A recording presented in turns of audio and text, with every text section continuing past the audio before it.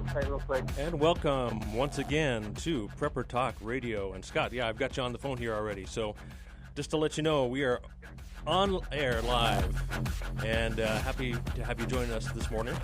Go ahead, Scott. We're excited. I'm actually down here at the Outdoor Retailer right now, and I'm hanging out at the Survival Medical booth today. Right now, it's crazy. We're going to talk about all the fun stuff that the outdoor world brought into prepping, but I'm actually standing over by Agala Canyon right now, and I'm playing with their Boreal 21, which is a 21-inch bow saw. You're standing by where? What is it?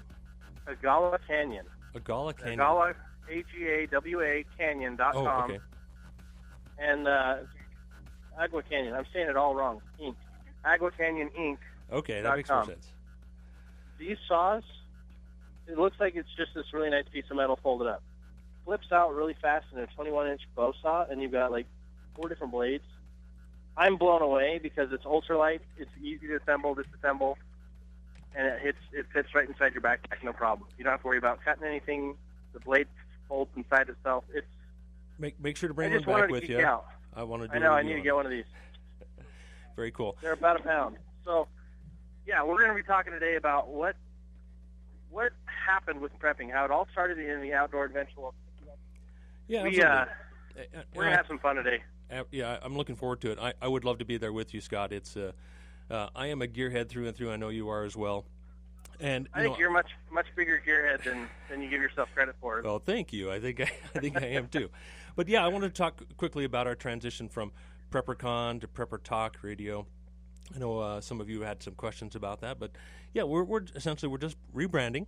We're open to do big things with the show, and we appreciate your support and listening in and your calls and all that. And so we're now Prepper Talk Radio, and you can find us at preppertalkradio.net. Is that right, Scott? That's right. All right, cool. As well as Prepper Talk on Facebook, Twitter, all those good ones. Instagram, everywhere. And we're still working on putting those together. We're working the full-time jobs and trying to make this happen as well as PrepperCon coming up this next April. So we appreciate your patience and bearing with us, and we're doing what we can. So Prepper Talk Radio, thanks for joining us. And so as Scott mentioned today, we want to talk about kind of the evolution of prepping, or rather a personal evolution of prepping, whereas like Scott's at the Outdoor Retailer Expo today, and the reason he's there is, first of all, he's Mr. PrepperCon, and of course he's got to be there and invite more people to come out to the expo this next year, as well as gathering intel, right, Scott? Well, really, I'm actually here helping Survival Medical, which is one of our sponsors. You know, they've got the best kits out there. The Survival Medical kits are tougher than nature. I mean, it's hospital quality gear in kits that fit. Basically, what that means is they're going to work in any situation. If you're a backpacker, we've got ultralight backpacker kits. I should say they have. Keep saying we have. They have ultralight backpacker kits.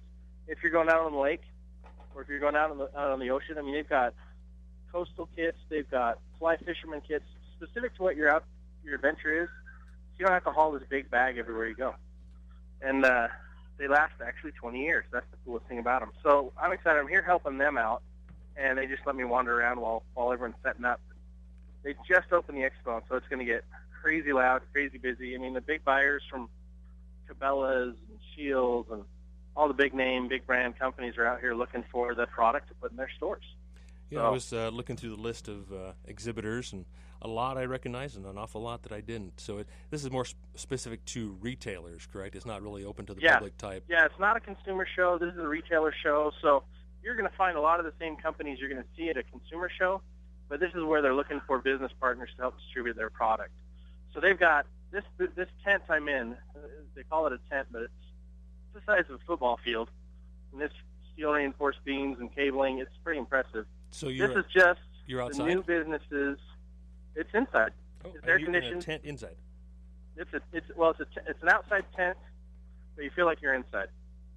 Cool. But it's at the Salt Palace. Mm-hmm. They've got 3 of these huge tents, and one of them's all food storage for camping, outdoors, survival, preparedness.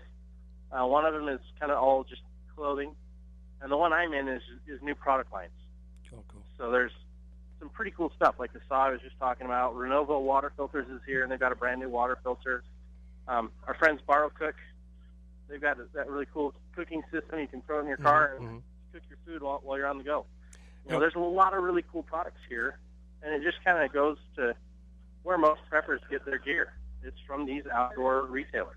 Yeah, it's one thing I noticed about the list of exhibitors is that, hey, I buy a lot of my prepping stuff from some of these same brands. It's like you say, this part of this evolution is maybe it starts off with your being at Scouts, getting your exposure to going hiking, and for me it started out with my dad and going hiking and camping and deer hunting and then of course into Scouts and eventually really into outdoors is where, like this outdoor retailers show, a lot of these products, or I would say the vast majority of these products are prepper products as well, and that's really why you're there along with Survival Medical, and why we're talking about gear in particular. We're us both being gearheads, but also gear is a very essential part of prepping. But we're also going to try and, before the end of the show, swing over towards the complete opposite of changing your lifestyle, of simplifying life and so forth, and kind of seeing where that evolution of prepping, of your personal aspects of prepping, where it goes, where it's eventually going to go, and where I'm at in my process of evolution, where you're at, and so forth. So that's really what we're hoping to talk about today. And I think the fun thing is prepping, because it kind of gets its roots in camping, outdoors. I mean, I've been camping since I was a baby, and we always had cool cooktops. We always had neat tents. But there's so many advancements to make things easier and better that these two groups really merge really fast, and that's where prepping kind of starts for a lot of people. When they start thinking, okay, what's going to happen if the crap hits the fan, my house goes down, where am I going to live? Mm-hmm. And I think a lot of people who are involved in the outdoors, they go hiking, they go backpacking, they do some type of activity, cycling or whatever outdoors, is that they are already moderately prepared to an extent to survive a disaster or some kind of an emergency, because they can already know how to throw up a tent, they know how to they're physically fit and they can get away from emergencies and disasters, and they've already got that mindset. Oh yeah, and it's a quick, easy little switch. And what happens is as an outdoor person who became a prepper, for me it was all of a sudden I realized all these things that I have I can use as I started waking up to what's going on around me, what's going on in the world, and it made it a lot more easy or accessible to have a solution, because I already had skills and gear and things like that, and that's how the outdoor industry really just connects right into preppers and makes it even more fun. Yeah, and you and I were talking earlier about this outdoor gear being kind of a gateway drug into the prepping world. Is for me, gear. Being a gearhead, it is an addiction to me, and I've learned to control my addiction to where I say, okay, do I really need this? And versus, like, it's so cool, I want to have that, and as a prepper and someone who lives on a budget, doesn't have an unlimited amount of money, you have to make those I guess call them tough decisions on whether you're going to get that cool little new device like that saw, or I already have a decent saw. It's not a lightweight folding saw, but hey, it'll work. And so, am I going to spend the $60 or whatever on that saw, or am I going to just keep the gear I have and use that until it breaks and then replace it at that point? So exactly. And I look at all the stuff that I see here as replacement items for the most part. Mm-hmm. As soon as you use something, you need to replace it. As soon as it breaks, you got to replace it. This stuff's, it's all here. Now, if you have a particular special purpose in getting a particular piece of gear, say you have a location chosen, you're going to bug out to a certain location, and you got to carry all this gear with you to get there. You're going to hike there, you're going to walk there.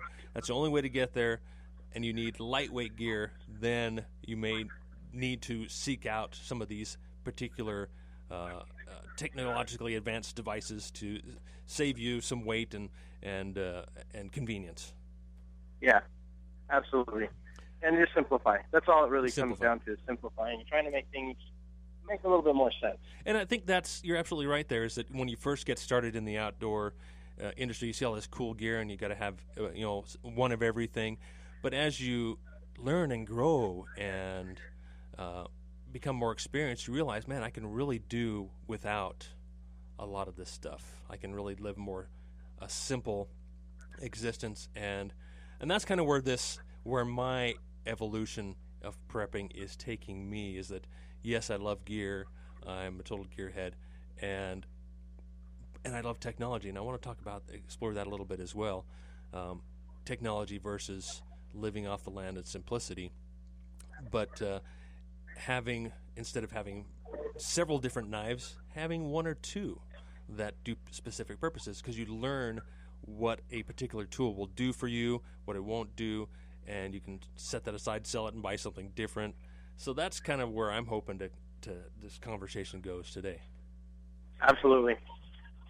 The rule of redundancy is probably one of the most important rules in preparedness, but also the rule of versatility, being able to use one product for a lot of different things. For example, a knife. I carry a knife every day. One of the most important tools that I have is my knife, because it's not just a knife. It's a can opener. It's a screwdriver. I've got a measuring device on it. It's a bottle opener. I mean, and you so had many a backup. things you can use. You had a backup until you lost yours, and so you used your backup. Well, I got another backup already.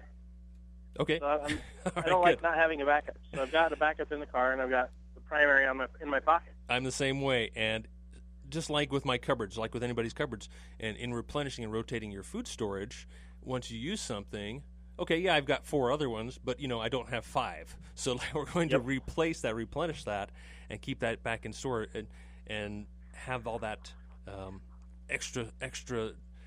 those extra supplies you need, whether it be like extra knives or whatever it may be, a backup tent, a backup sleeping bag, those types of things. Or again, let's look toward the living off the land aspect. Yeah, can you just live with a wool blanket? Can you just survive off that and learn how to build a shelter and not carry a tent or 2 with you?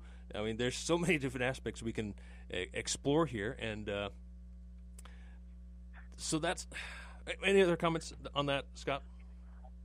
No, I think we're on the right page. I think, okay, cool.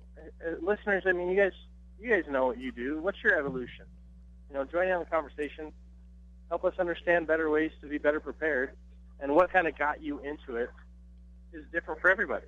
We're just talking about what got us into it, how the outdoor market kind of is our gateway drug, so to speak. Towards the end of the hour, we're going to be talking about the simplification, how a lot of people are using a new term called back to the landers. It's kind of a whole new movement for the homesteading group. They just want to be completely off-grid, completely disconnected from society, and just it's an old movement that's coming back around. We can definitely talk more about that. And I've got a caller calling in. I'll take your call here in a second. We're going to go to break in just a few seconds, so I'll hesitate picking up your call right now. But hang in there, or feel free to call back in a couple of minutes, and we'll get your comment there. So you're listening to Prepper Talk Radio, and Scott, Mr. Preppercon, Shane of PreparedGuy.com, and we will be right back after this break. Thanks for joining us.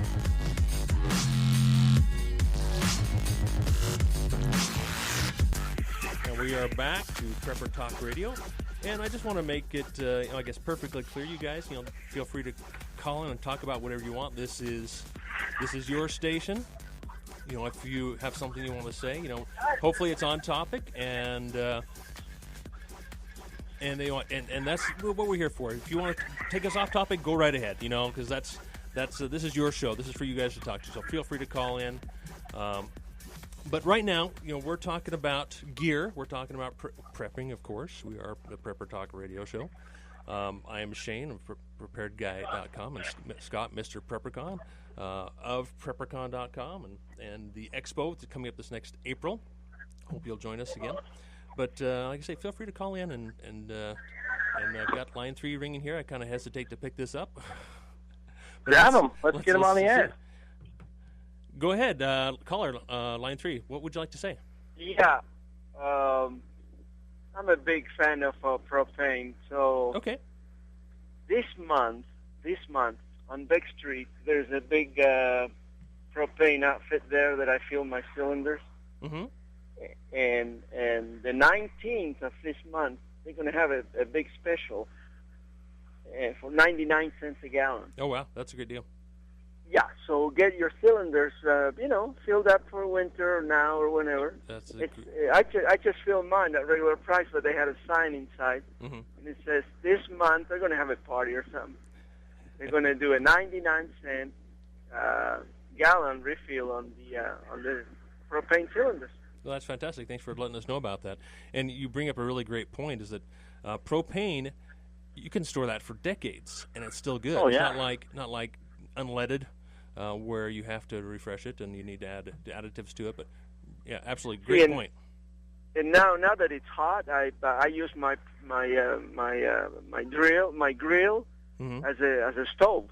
Absolutely. Outside. Great So I prepper don't item. have to Barbecue grills are a great prepper item. Absolutely.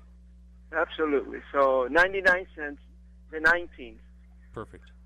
Thank you very much for your call. Did you have anything else you wanted to add? You bet. That's it. Thanks for now. Thank you. It's funny. We're talking about preparedness. We're talking about what brought people into it. And I just walked by and didn't even know these guys are here at the outdoor retailer. But our buddy Josh over at Family Storehouse, they're here. Yeah. They're showcasing their newest product. They've got food storage in an ammo can. Food storage in It's an all ammo tactical. can. It's seriously sweet. And if you haven't had their food, it's amazing. So you can bury it. You put it in an ammo can. You can bury it. You Is can that the bury idea? it. You can use this as a cache and just hide it somewhere. Throw it in the back of your car. It's going to be better preserved, better storage. And these ammo cans are waterproof. So that's one of the things I love about it. That's cool. But yeah, they've always got some really good and innovative things. But Family Storehouse, they're one of our good friends. Always connected with PrepperCon Radio, Prepper Talk Radio now, and K-Talk. So we need to get them back over in the studio soon. But Absolutely. yeah, they're here. I'm seeing all kinds of stuff that's perfect for our industry, perfect for just everyday preparedness, active lifestyles. And that's one of the things I think a lot of us in the preparedness industry are missing is we're not active enough. I see a lot of people that are just sitting around waiting for the collapse, and they're getting heavier and heavier and heavier. So, but it's if also there's a way you can get off the couch. Get off the couch. It's also, it can help in your survival if you do have excess body fat that you're going to be able to survive longer without food, right? Well, but hard to get around. A little excess yes. is good. If you go overkill, you're not going anywhere. Yeah, absolutely, and that's a whole other topic for another day. But in talking about gear, I wanted to talk about tents. That was on my list to talk about tents. Although I know, Scott, we have a lot of other things we want to talk about. We don't want to take up too much time. But, of course, we talk about Vital Domes all the time. You've got this other what's the other tent company there, Scott? Journey Tents is about to launch. And they're going to actually become the preferred reseller of Vital Domes. Okay. Journey Tents, it's a sister company, and they've taken the same polyvinyl exterior that Vital Domes uses, and they put it into a wall tent. So now instead of buying a canvas wall tent that's going to last you a few years, they say, this canvas tent will last you 50 years if you take care of it. Well, the problem is it is so high maintenance, it's not a passive solution. This tent, the polyvinyl tent, it's no maintenance. And you can just leave it up for years. Yeah, you can leave it up for years. And it all came because one of the companies Vital Domes works with asked for refugee homes. And they say the biggest problems they have is that there's over 52 million refugees in the world from just last year, and that the homes that they've been provided last less than 2 years. Wow. And they need a better solution. It's because they're always canvas tents. So now there's this new option. And they're launching, I think, Monday, but they're really close. They've got a few different products. I really love them. I've actually already bought one. They're like a cabin-style tent, or Yes. Okay. Yeah, and they've got a couple different sizes. They've got an 8x10, which is good for 2 to 4, and it comes with a stove jack, so you can put a little stove in there and live there year-round. And then they've got their Explorer version, which is 11.5 by 16, which will sleep 8 comfortably. And if you get a couple of those, I found this product here called the Disco Bed. It's a disco bed? Stackable bed. Oh, and they use these discs to stack them. So it's got a really weird name. So you could sleep another 8 people in one of these tents because now you have really lightweight, portable bunk beds. Mm-hmm. Kind of cool, kind of fun. Yeah, and you know, I think the main reason I want to talk about tents is, you know, we talk about the survival rules of 3 all the time. And one of the main ones is shelter. And absolutely, when you talk about going into the outdoors, camping, backpacking, otherwise, you need to pick a good tent. Now, you probably don't want to take a Journey tent with you. You want to backpack that in. You don't want to backpack a Vital Dome, but a good backpacking tent, and choosing one is essential, if you ask me. Yeah, and you also have to consider the elements that you're going to be camping and hiking in. I mean, most people that go backpacking, it's summer. Mm-hmm. So what do you have to worry about? That's right. Wind and mostly the sun. Occasionally, and of course, rain. As well. Yep.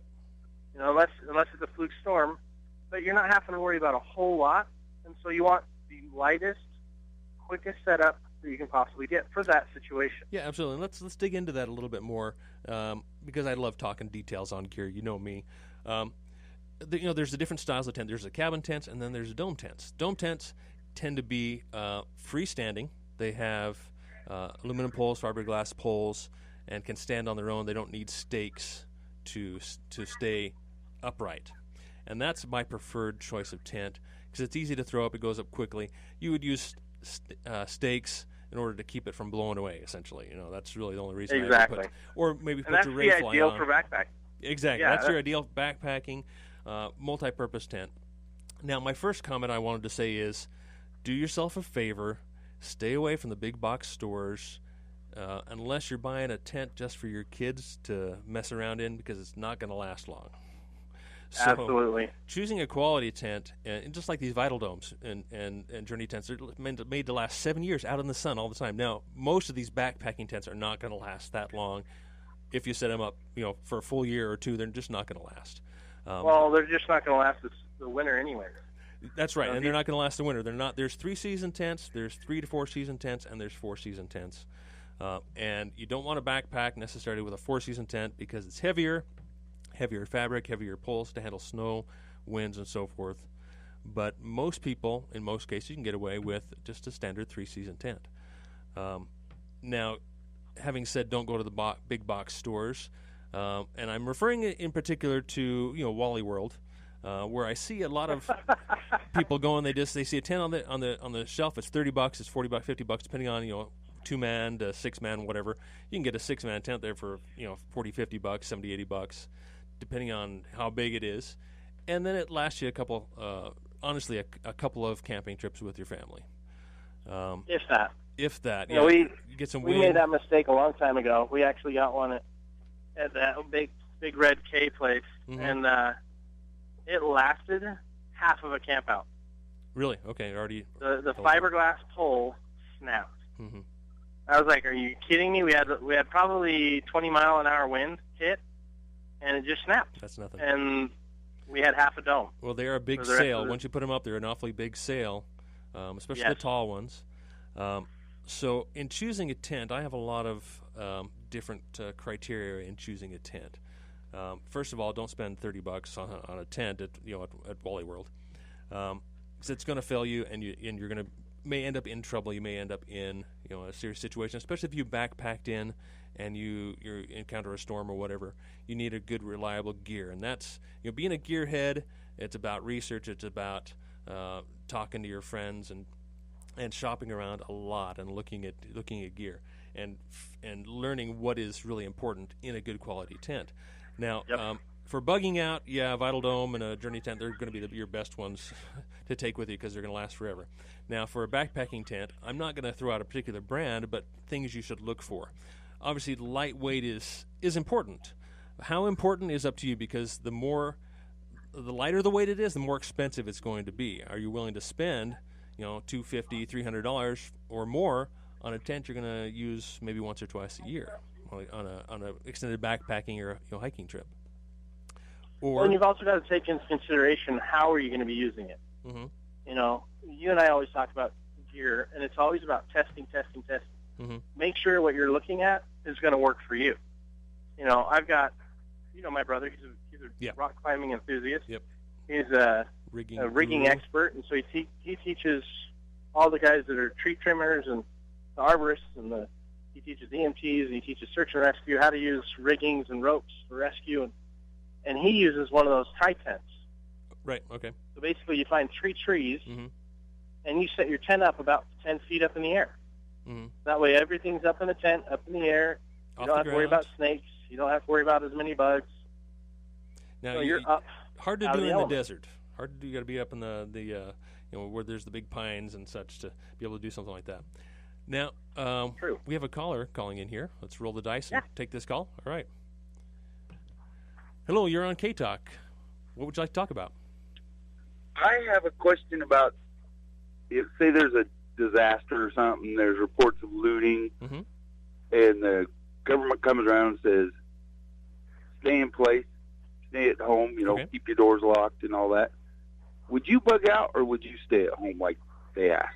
Well, that's a good question. That's a tough question too, because it really depends on the overall picture. If it's a small event, I would probably stay home.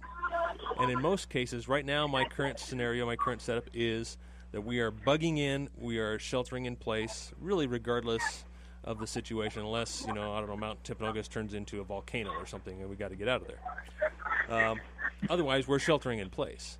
So depending on, and if it's some kind of epidemic, if it's some type of, has to do with radiation, then maybe you need to get out of there. So I think that really depends on, what they're saying to shelter in place. In most cases, yes, I would say shelter in place. Did you have a specific scenario? If there's an epidemic, mm-hmm.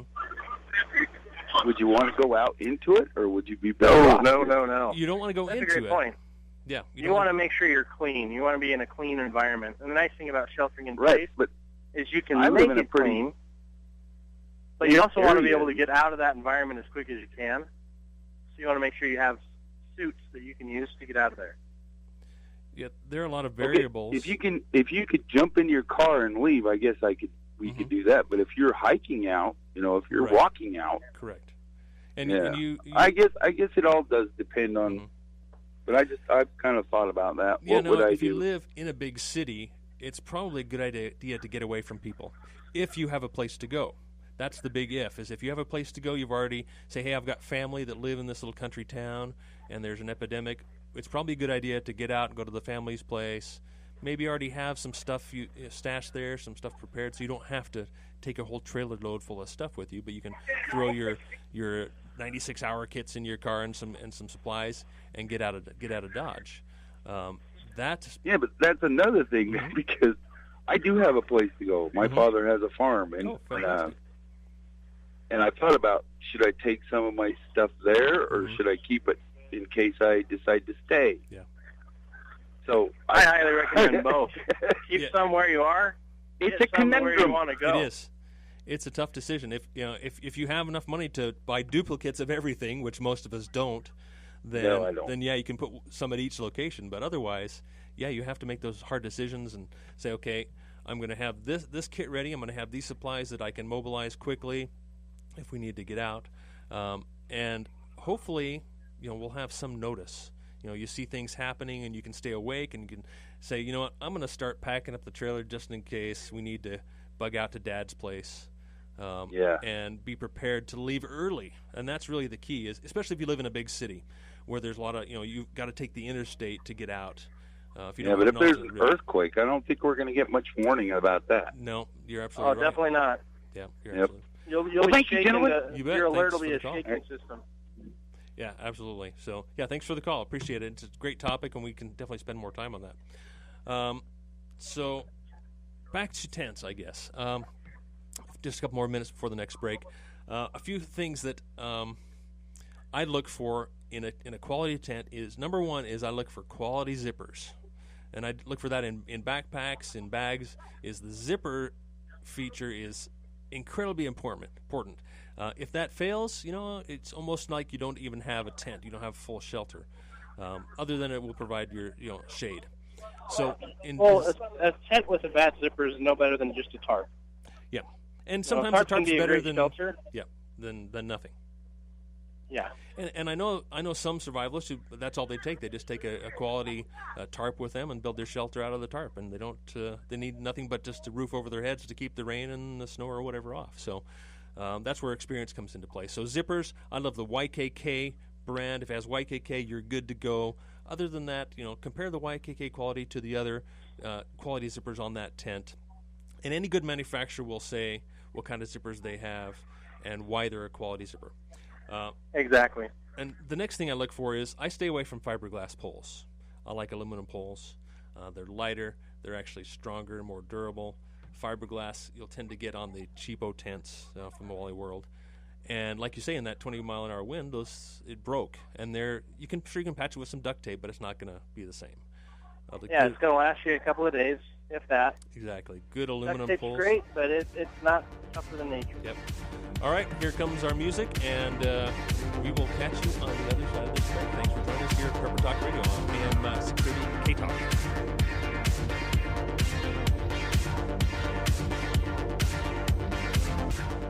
And we are back here on AM 630 K-Talk, Prepper Talk Radio. Got Scott at the Outdoor Retailer Expo, and me, Shane, prepared guy. Some people think I am over-prepared. Some people think I'm paranoid. And maybe even a little crazy. But I guess all time will tell whether any of that is true. But I'd rather be safe. Right, Scott? It's better to be crazy and prepared than it is to be unprepared and dead. I agree with you there 100%. Plus, it's a lot more fun to be crazy. Oh, yeah, I'm absolutely. Okay being crazy. And, I don't mind being called over-prepared or paranoid, honestly. My kids were talking to me the other day, Dad, you're a little paranoid, aren't you? It's funny. The whole prepared versus paranoid conversation, I think, for you and I comes up almost daily. Mm-hmm. Whether it's with family, friends, business associates, people we meet, it's always coming up. Mm-hmm. And same thing with me. If you just don't understand something, you're going to look at it and think it's crazy. Now, absolutely. Now, if we go back to where we're leading this conversation today, to getting back to homesteading and living off the land and so forth, that's kind of where we want to steer this conversation. If we took ourselves back to that time and we were just as prepared as we are now, would we be called paranoid back then, or would we be called, just smart, wise, people that have got our act together? Well, I think one of the funniest things is back then it was just simple. It was the way of life. Everyone expected you to be self-reliant. Everyone expected themselves to be able to get themselves out of whatever mess they got into or whatever happens to them. And so it was a completely different mindset. Whereas today, everyone is expecting, I shouldn't say everyone, so many people are expecting a handout. So many people are expecting someone else to rescue them when something happens. Nobody knows how to do it themselves anymore. We've gotten complacent. And that's kind of where this whole movement of homesteading is kind of re-emerging, or as they like to call themselves, the Back to the Landers movement. And they're just trying to get back to the land, back to the natural relationship between man and the wild. Yeah. Now, we've got a call here on line 3. I will go ahead and take that, roll the dice again. Hello, caller. Welcome to K-Talk Radio. What have you got for us? Yeah, I've been listening to what you guys are talking about as far as homesteading and, really kind of getting back into the more basic ways of, life, whether it be, having solar panels for a little more comfort or nothing at all, but really having a functional home that is independent off the grid. Mm-hmm.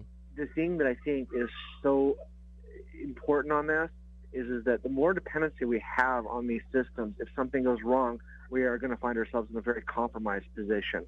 And the governments and everybody wants us to be in a position like that. That's why they don't want you to have homesteads. They really try to corral you into the cities. But, I don't want to be compromised. I don't want to be put in a compromised position. And so from an overall ecological standpoint, it makes sense to me. Absolutely. You're absolutely correct there. And we were planning on getting into that topic as well, and appreciate your comments. No problem. You're absolutely correct.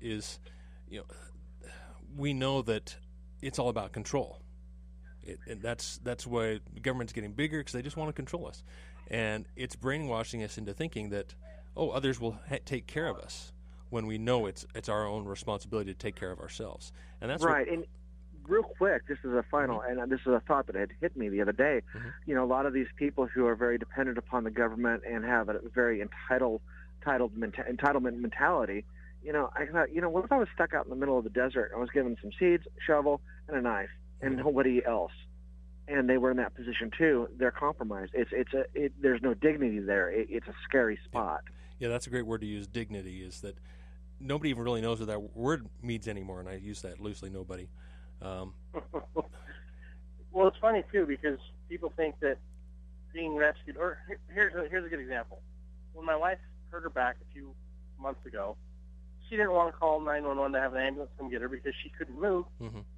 She didn't want her neighbors to think, oh, she can't take care of herself or what's wrong. Yeah. It was all about her dignity. Mm-hmm. And it's a mindset that's generationally been ingrained in her family that it's about appearances. And how many of us take our kids to the doctor at the slightest sniffle, the slightest sore throat or whatever, a fever? Do we take them right to the doctor, or do we already know what to expect, what to do? Well, right. I was raised old school. I was never taking the doctor for anything in a lot of ways, So for me, it's like, what? Your arm's broken, it'll heal. Yeah, exactly. I went to the hospital for the broken bones and stuff. But, yeah, exactly. A lot of things you don't need to do that. A lot of things, it's a simple solution at home. That's why this whole movement of getting back into nature and getting back to the landers movement, people want to be able to have their own solutions. That's why you'll see there's a lot of tinctures being made and teas, because there's so many good elements out in the wild, and if you know what they are, that's your medicine cabinet. And freedom is dangerous. I mean, let's face it. If you're not willing to take somewhat of a risk, then you're not going to really know what true freedom is. And I think and in lieu of that, real quick, I'm going to do one final thought and then hang up. But that's one of the things that scares me about what Utah's doing, especially in reference to the BLM and stripping the sheriffs of their power, because then we will have no access to those places that are ours. Very concerning, absolutely. That's a great point. Thank you for bringing that up. And thank you very much for the call. I sure appreciate it. It's interesting because that actually reminded me of Florida. They've just made it illegal to homestead on your own land unless you've already been living there for a long time. So you can't just go off grid in Florida. Yeah. And there's other states that are doing that as well, but it started off with one community, and then they ended up condemning your property so you can't live in your off-grid house. And so it all comes down to having our voice being heard. I mean, that's a big part of it. I saw a video clip, I think this morning, of a city council. They refused to hear any public comment, and maybe you've seen this. It's starting to go viral, and so the citizen arrested them right there on the spot. He arrested them, called the sheriff, said, "This is illegal for you not to allow public comment. I'm arresting all of you right now. This is a citizen's arrest," and he took matters into his own hands. It was fantastic. That is awesome. Absolutely awesome. Okay, you're going to need to put that up on the Facebook feed. I can do that. Because I have not seen that. It is outstanding. So going back towards, the evolution of prepping, not prepping, but personal preparedness, going from scouting to outdoorsman, being an outdoorsman and hiking and camping, and for me, getting into rock climbing and caving, and eventually really into survival, being a survivalist on a certain level, learning how to eat wild edible plants and how to make a fire with a bow drill. And I mean, that's all part of that evolution. And then as I'm growing up, I'm saying, I'm starting to get on the old side, but as I'm growing up, I have a family to take care of. So automatically leads me toward homesteading. And of course, this last weekend at the Liberty Rising fundraiser we had an excellent speaker there. I'm trying to remember his name. It was Angus McIntosh, who talked about the ranchers and property rights and land rights and homesteading. It was fantastic. I learned so much there. It was amazing. And it really tugged at my soul strings, saying, you need to do this. You need to get out and learn to homestead more. So that's part of my evolution, is going from just being a prepper, and living in my, suburban home in a nice little community, and to really having this desire, this urge, this yearning to move away and participate in what our ancestors did for hundreds and thousands of years, and living off the land. It's interesting because a lot of people will call that like a de-evolution. Mm-hmm. Yep. But in reality, it is an evolutionary change. It's an improvement, right? You're improving on your current way of life. Mm-hmm. your self-sufficiency. The first time that I had to process a chicken that we'd raised, I can't tell you the level of gratitude that I had for that animal.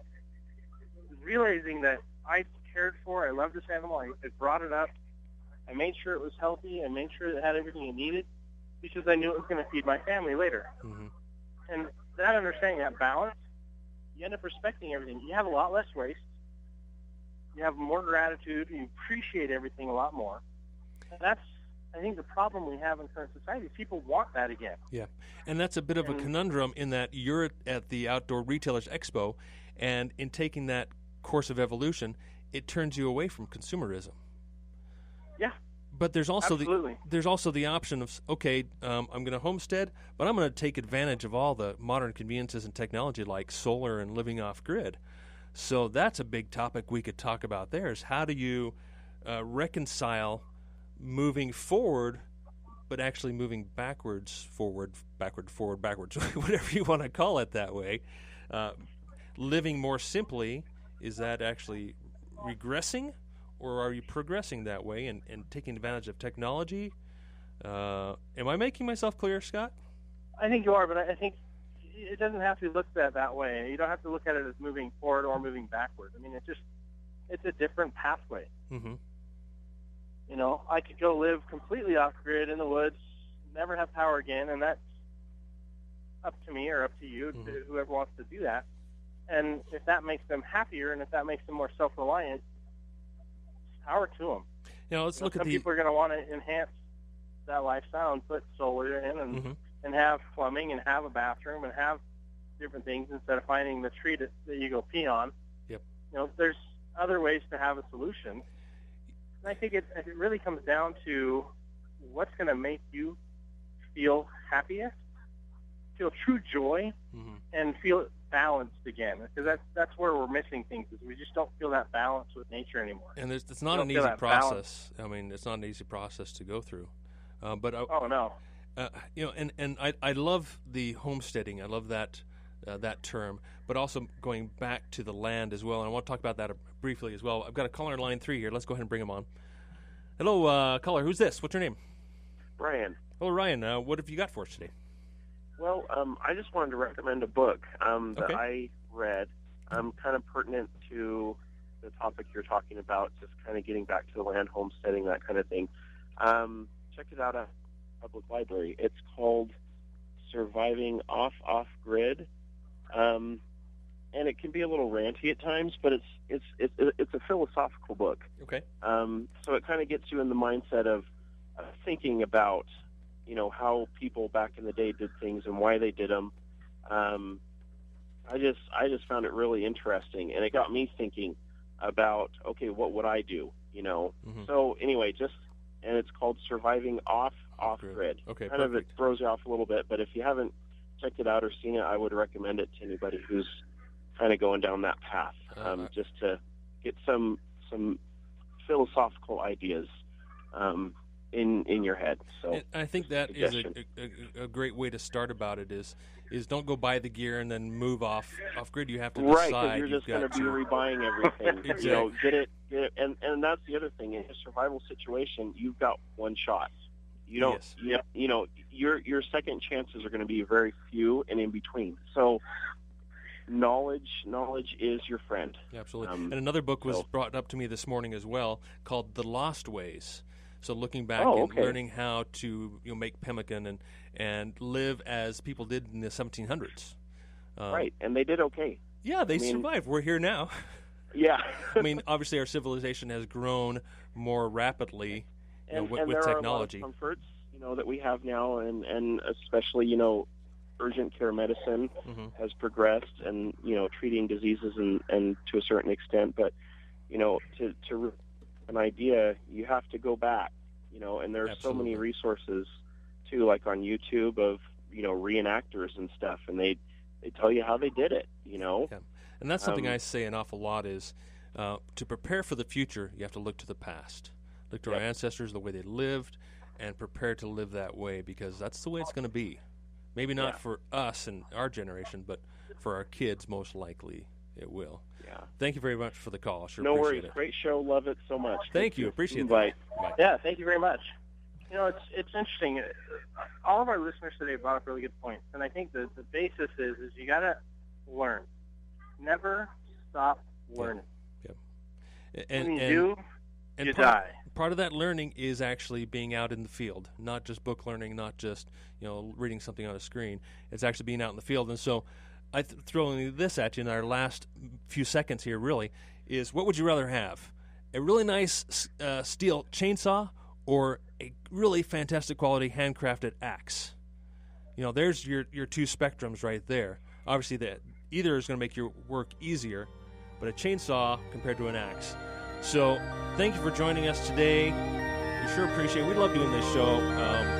We hope you listen to us next week. You've been with Prepper Talk Radio. You're on K-Talk AM 630. And you guys keep prepping, and we'll talk to you next week.